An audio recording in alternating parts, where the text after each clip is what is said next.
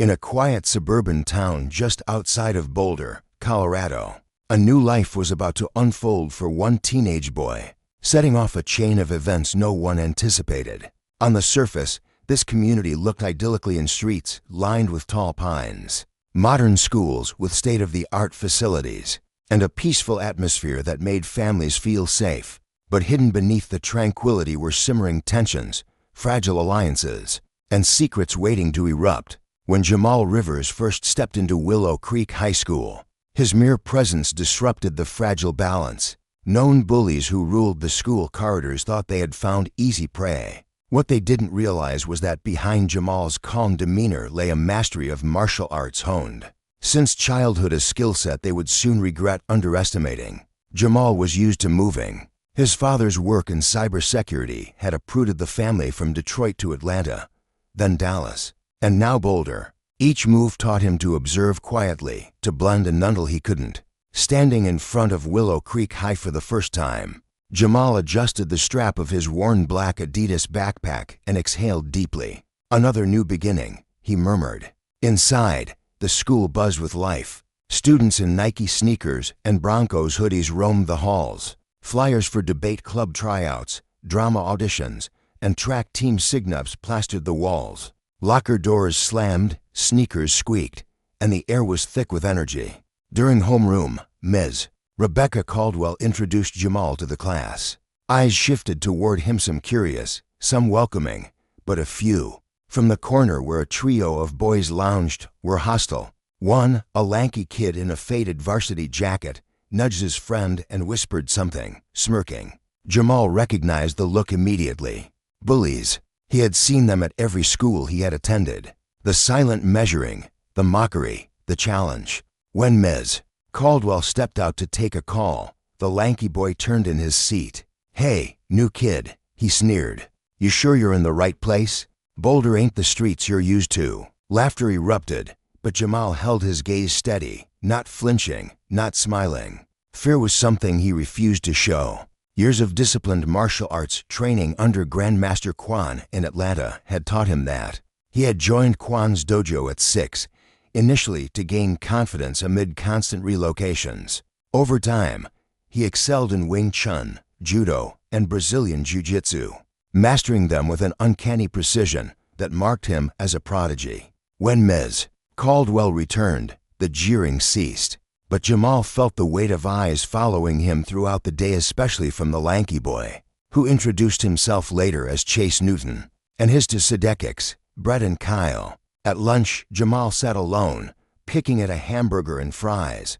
Around him, students clustered into their groups, sharing inside jokes. In the far corner, Chase lounged with his gang, scanning the cafeteria like a king surveying his court. A soft voice interrupted his thoughts. "Mind if I sit here?" Jamal looked up into the bright smile of a girl with curly hair and intelligent eyes. Her Namadig read Maya, likely from a volunteer position at the library. "Sure," he replied, offering a small smile. "You're new, right?" Maya asked as she unwrapped her sandwich. "Tough starting mid-semester. Willow Creek's not so bad except for certain people." She glanced meaningfully toward Chase's table, where they were now tossing fries at a younger student. "I've seen bullies before," Jamal said quietly. "Just watch your back," Maya warned. Moments later, Chase and his crew swaggered over, looming over Jamal and Maya. "So, new kid," Chase said mockingly, "you made a friend. Got a little initiation fee for the welcoming committee?" Jamal raised an eyebrow. "Initiation?" Chase leaned closer, his breath reeking of cafeteria pizza. $5. Tradition. "Not interested," Jamal said, voice even. Chase's smirk twitched. "Wasn't a request." Students around them went quiet, sensing trouble. Jamal pushed his chair back and stood, locking eyes with Chase. "I don't want trouble," he said, "but I'm not giving you anything." For a moment, Chase faltered, caught off guard by Jamal's unwavering calm. Then, with a sneer, he tipped Jamal's tray, sending the burger and fries sliding to the floor. Gasps rippled across the cafeteria. Jamal simply bent down, picked up the mess, and disposed of it, refusing to be drawn into a scene. Maya whispered, "He's rattled. He's not used to someone standing up to him." "I'm not here to start fights," Jamal replied. "But I won't back down either." Over the next few days, Chase escalated scribbled insults on Jamal's locker, rumors, subtle jostling in hallways. Jamal remained composed. At night, in the makeshift dojo he had set up in his family's garage, he trained with tireless discipline. Every strike against the wooden dummy a reinforcement of his self-control. His mother's voice echoed in his mind. Never use your gift to hurt unless there's no other way. One afternoon, after classes, Maya approached him in the hall. "Chase is waiting outside," she warned. "Maybe leave through the back." Jamal shook his head. "I'm not running." Outside, Chase leaned against a bright red Mustang, flanked by Brett and Kyle. A small crowd gathered, sensing drama. "You've been disrespectful, new kid," Chase sneered. "I'm not looking for trouble," Jamal said evenly. "Too bad," Chase snapped, shoving him. Jamal didn't move. The assistant principal stormed outside. "Enough. Go home, all of you." Chase pointed at Jamal, a silent promise.